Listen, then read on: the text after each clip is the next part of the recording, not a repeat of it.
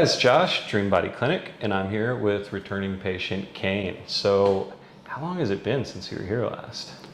So the first trip, so this is my second, the first trip was 2019, I believe. Yeah, so it's been a little while. Yeah.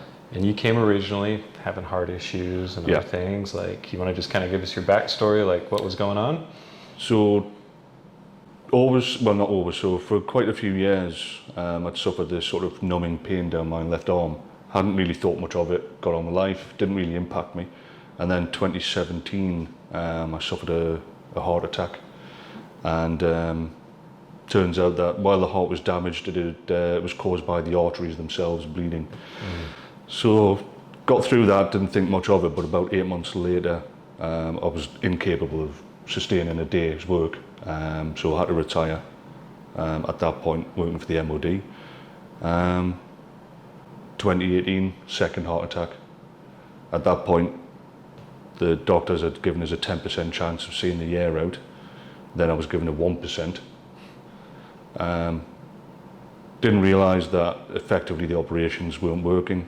They'd been going in through the wrist, doing the stent, but it wasn't really working effectively. So I came to see you because obviously I was suffering extreme fatigue, exhaustion, a lot of pain that I just couldn't keep on top of, as well as a couple of injuries, which we knew of but didn't want to discuss because it seemed to be that the treatment at the time, the 300 million, would be a more of a shotgun blast of health increase as opposed to trying to target individuals, see how it went.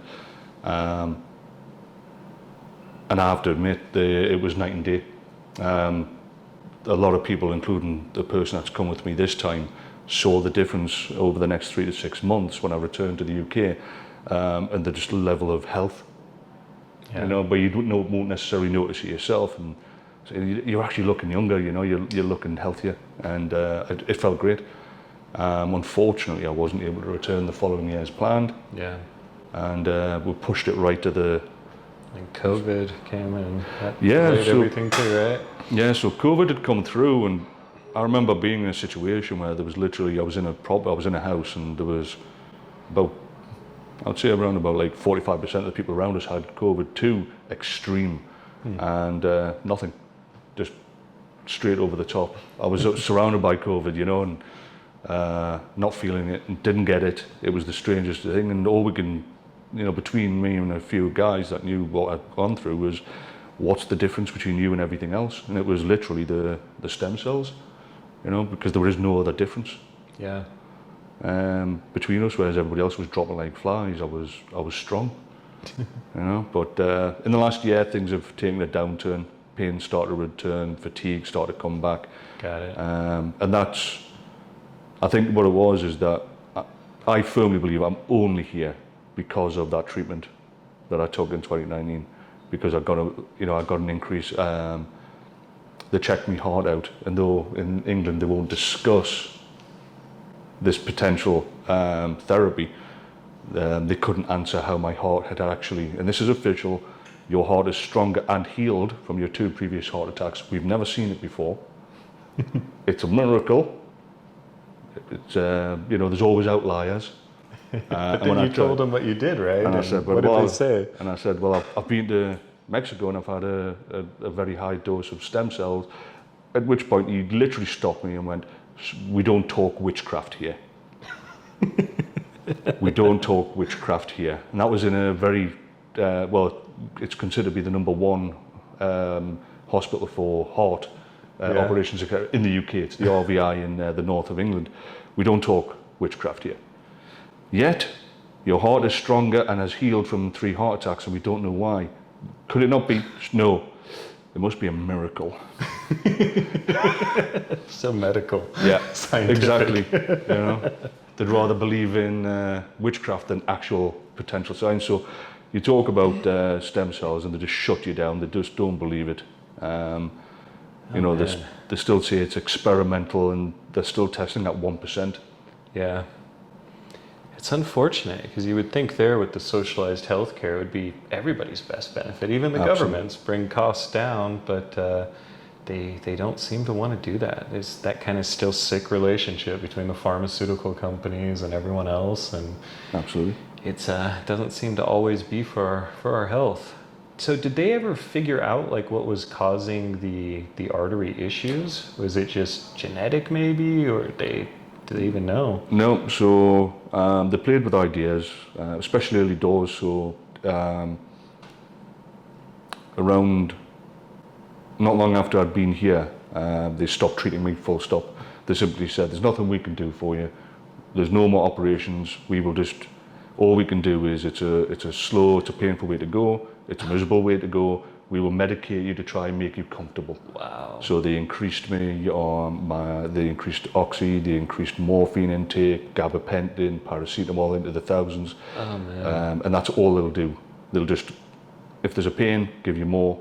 We're just going to and that's honestly the guy that literally had tried to give me my last surgery. He came upstairs. I was on the table. He went one moment, he walked out of my theatre. I could see him in a central operating centre with the theatres around it. He came back with another guy. They looked at the monitor because it was still in my heart at the time. And he said, sorry, we can't do anything. All we can do is make you comfortable. And since then, they've just increased my, as I call them, downers. And I don't mean emotional. I mean, you know, it's just these heavy side effects of just, you're kind of just heavily medicated. So they're just trying to get you to shut down and go. Oh man. So yeah, they've given up. It's just a matter of, well, we'll try and make it easy to die. Well. And that's normal. Yeah. When they get to a certain point. Yeah, they hit a point where you're too expensive. Yeah. You know. That's a good point too. You know, you're too expensive to keep alive. 1%, nah, you go. Yeah. Jeez. So that was it. After my first heart attack, I had 10%. Second heart attack, within 12 months, you've got 1%. Oh yeah, and if you feel any pain, it's not real. You're fine. So trying to stop me coming back to go, I've had a heart attack, or I'm having one.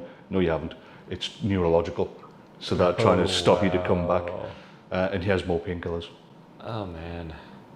So you honestly, my morning routine, there's about 32 tablets a day, and then I take the supplements to try and offset the side effects of the medication they've given me, such as high levels of vitamin D, B, beetroot,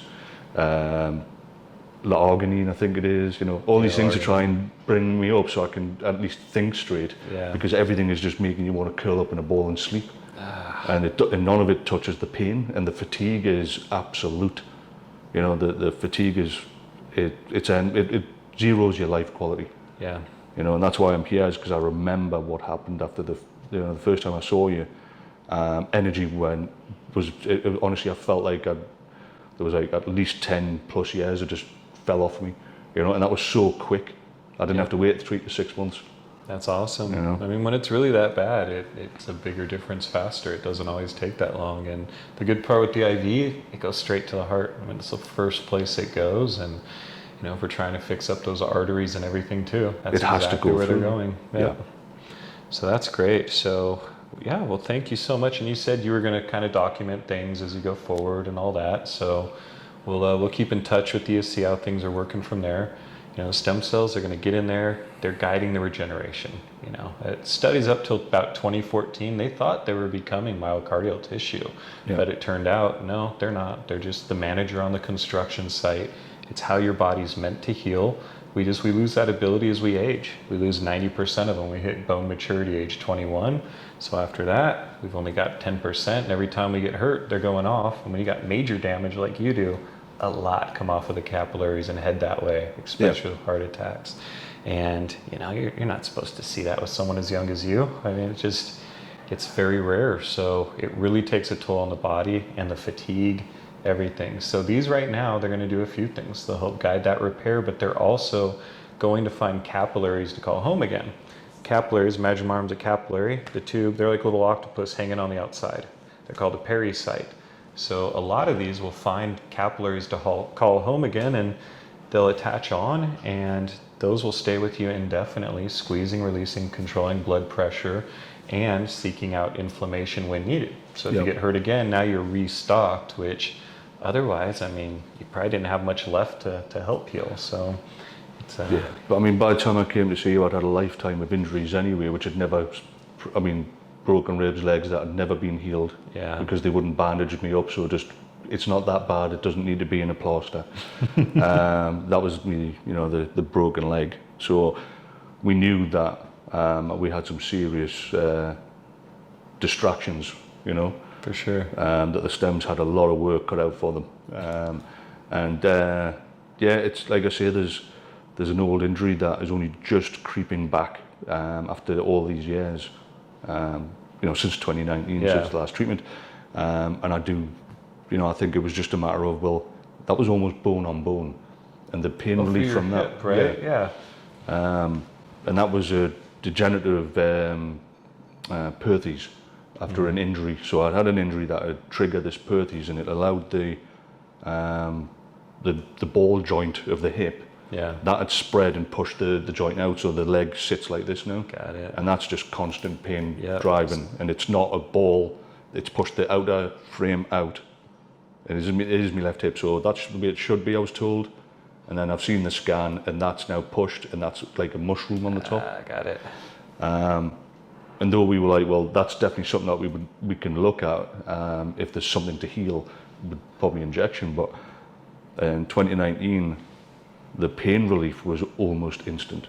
That's great. It was absolutely fantastic. So, even when you might think, and I mean me, not you, when as a person, when you might think, there's nothing that's going to help that.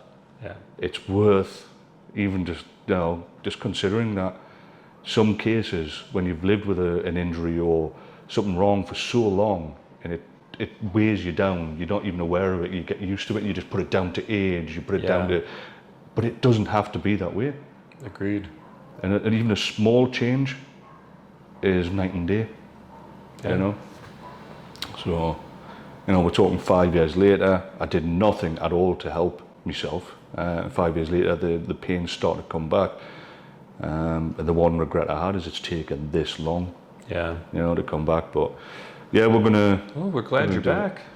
So it's fantastic. We can't wait to see how you're doing after this one, and we'll stay in touch. So if you want to learn more about stem cells, how they can help your heart, help your arteries, or help maybe a joint that hurts, anything else, you can get a hold of us anytime. Go to the website at www.dreambody.clinic or call us toll free at 833-445-9089. I'm Josh, happy to help.